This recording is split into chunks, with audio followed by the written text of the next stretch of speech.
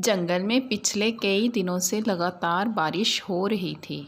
सब परिंदे अपने अपने घरों में बैठे बारिश के रुकने का इंतजार कर रहे थे। मामा, मुझे भूख लग रही है। बेटा, घर में तो अब खाने के लिए कुछ भी नहीं बचा। अभी बारिश रुकती है तो मैं जाकर अनाज लेकर आती हूँ। जब बारिश रुकती है तो चिड़िया अनाज की तलाश के लिए घर से निकल जाती है। बुलबुल चिड़िया, तुम कहाँ जा रही हो?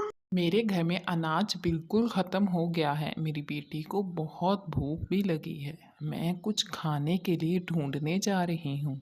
मुझे भी बहुत भूख लगी है। चलो आओ, हम दोनों जाते हैं, कुछ खाने के लिए तलाश करते हैं। दोनों चिड़िया खाने की तलाश के लिए निकल जाती हैं। उनको रास्ते में अमरूद के दरख्त नज़र आते हैं। वो एक अमरूद तोड़ती हैं और दोनों बैठकर सुकून से अमरूद खाती हैं। चिड़िया अपनी बेटी के लिए भी अमरूद तोड़कर घर ले जाती है।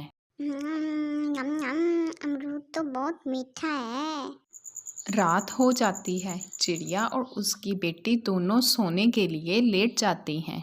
मामा, ठंडी हवा चल रही है, मुझे सर्दी लग रही है। हाँ बेटा, अब मौसम बदल रहा है, सर्दी आ रही है और मुझे हमारे लिए कंबल का कोई इंतज़ाम करना पड़ेगा। अगले दिन चिड़िया रज़ाई का इंतज़ाम करने के लिए घर से निकल जाती है। चिड़िया घास तलाश करती है ताकि उससे वो अपनी रज़ाई बना ले। फिर से बारिश होना शुरू हो जाती है और चिड़िया दरख्त के नीचे बैठकर बारिश के रुकने का इंतज़ार कर रही होती है। बुलबुल चिड़िया की नज़र एक बूढ़ी चिड़िया पर पड़ती है। माँ जी, आप कौन हैं? मैंने तो पहले कभी भी आपको इस जंगल में नहीं देखा। बेटा, मैं बांस वाले जंगल में रहती हूँ। यहाँ से गुजर रही थी, बारिश शुरू हो गई तो मैं रुक के बारिश के रुकने का इंतज़ार करने लग गई। अब अंधेरा हो रहा है और मुझे अंधेरे में नजर नहीं आता। कोई बात नहीं माँ जी, आप परेशान ना हो। अभी बारिश रुक जाएगी, आप मेरे साथ मेरे घर चलें। बारिश रुक जाती है। बुलबुल बुढ़िया चिड़िया का सामान उठाती है और उसे अपने साथ अपने घर ले आती है। माँ जी, आप इसे अपना ही घर समझे। मैं अभी आपके लिए कुछ खाने को लेकर आती हूँ। मेनू बेटा, आप माँ जी के पास बैठो, इन्हें बिल्कुल भी तंग नहीं करना। मैं अभी खाने का इंतज़ाम करके आती हूँ। कौवे भैया, मुझे 1 किलो आटा दे दें। और चिड़िया आटा लेकर घर आ जाती है। घर आकर चिड़िया बहुत मज़े के पराठे बनाती है। चिड़िया माँ जी और अपनी बेटी मीनू दोनों को खाना देती है। दोनों खाना खाते हैं। रात हो जाती है, सब सो जाते हैं। बुलबुल अपनी बेटी को अपने परों में छुपा लेती है। जैसे ही सुबह होती है तो माँ जी बुलबुल से इजाज़त मांगती है कि अब मैं घर जाती हूँ।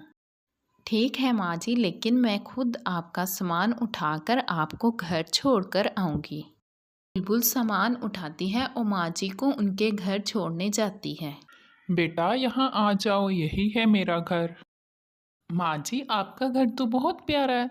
चलो ठीक है माँ जी, अब मैं चलती हूँ। नहीं बेटा, तुम ऐसे नहीं जा सकती, तुम अंदर आओ।